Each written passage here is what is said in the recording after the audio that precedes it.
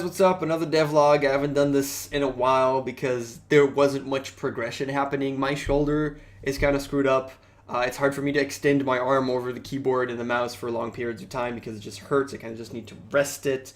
And I was waiting. I was completely slacking off and waiting to see my doctor, and hopefully he'll tell me what's up. I did that. He gave me some painkillers and muscle relaxants that will actually help, and I scheduled an ultrasound.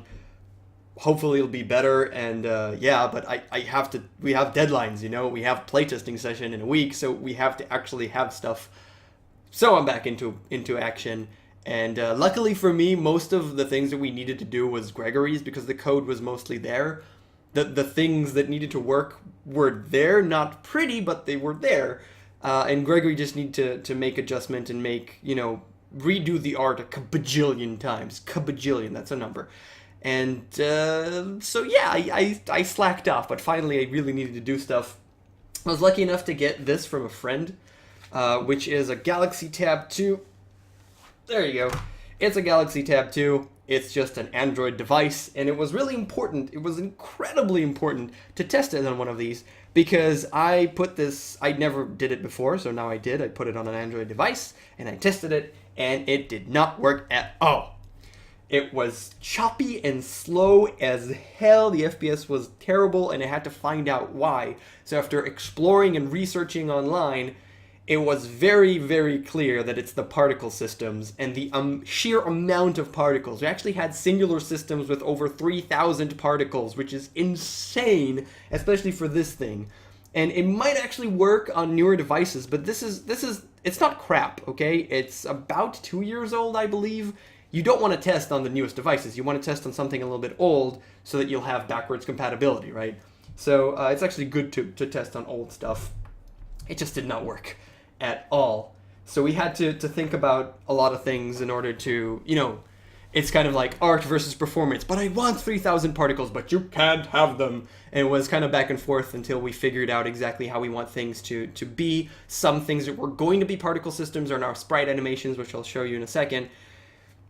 And it works. Now it works. My benchmark is kind of, if you remember the when I click the debug text, when I change my state, there was the amount of time that a state change actually takes. I mean, how much time does it take? On the computer, it's usually 0.27, 0.26, and on the device, it was like 3 seconds, which is clearly terrible. But now it's about 0.28. So it's good enough for me. It's close enough to the computer for me to be completely satisfied. It looks completely smooth. I'm happy. So it works. So what I've been working on other than that? Well, I want to show you let's switch up to Unity. I want to show you the checkpoint in death. So checkpoint, this is the death, and the checkpoint, you come out. Death is actually not, you don't actually die. You get sucked into evil vortexes, and you come out of good vortexes, which is your checkpoint. So I had to do this animation. This is completely code. It's not animation or sprite or anything, where you get sucked in, and then you come back out. This is a huge vortex that I put up here. And the way that it works, I go down, I move in circular motion, and I change my radius. Thing is, I wanted it to be uniform, to be always the same, whatever the size of the vortex is. So it's actually just a function of the scale. I take the scale from 1 all the way to 0, and the radius, whatever it may be, at the maximum, okay, which is, just when you hit it, that's the maximum radius that you're going to be in, it goes down according to the scale, because the scale is 1 to 0, so it's kind of easy to just go according to that. All the way to 0 radius, where it's right there in the middle. Now, when you come out of the checkpoint itself, you actually go up to the half point. Again, it's a function of scale. You go from 0 all the way to 1 scale, and when you're at 0.5 scale, the radius, instead of going bigger, it goes smaller. So it goes bigger and then smaller, so that you'll be exactly in the middle of the checkpoint when that little animation thing is done. Okay, it looks pretty damn good. I really like it. I can actually go here and go to the sphere itself, make it half as big, and you can see that it looks the same and takes the exact same amount of time because it's a function of the scale changing, and that changes in the exact, there's scale reduction speed is the same. The radius doesn't matter, which is what changes when it's bigger or smaller. And that's it. I kind of like it. It looks pretty good. It took me a while, but once you get it, it's pretty damn simple.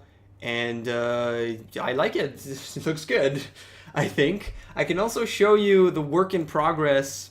I'll actually not maximize on play. I can actually show you the work in progress on the actual vortexes. Again, work in progress, so it may definitely change. But this was supposed to be a particle system. It is now not. It is a sprite animation.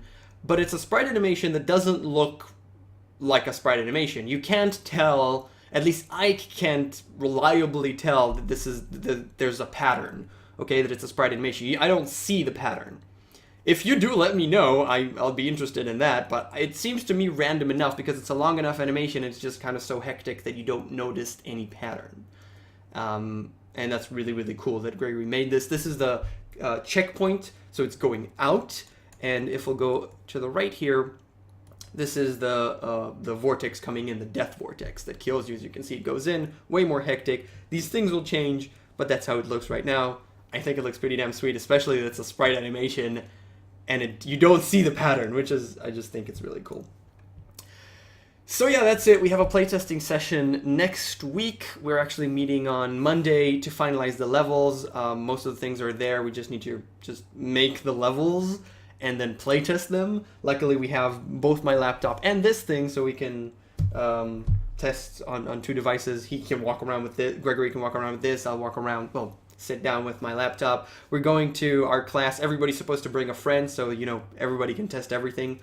And I'll probably make another video showing you, either before or after the playtesting session, showing you the levels. And I might even, I'm pretty sure that as long as Gregory will allow it, I'll put up just these two levels playtesting so you can actually play it on a web player, whatever, which will be very, very useful, so you'll tell me what you think of the game, actually playing it with most of the things intact. Because playtesting is really important as fast as possible, and this is super slow because it's months after the concept. Whatever, it'll be fine. As usual, thank you so much for watching. If you have any questions, let me know, and I will see you guys next time. Yes, okay, bye.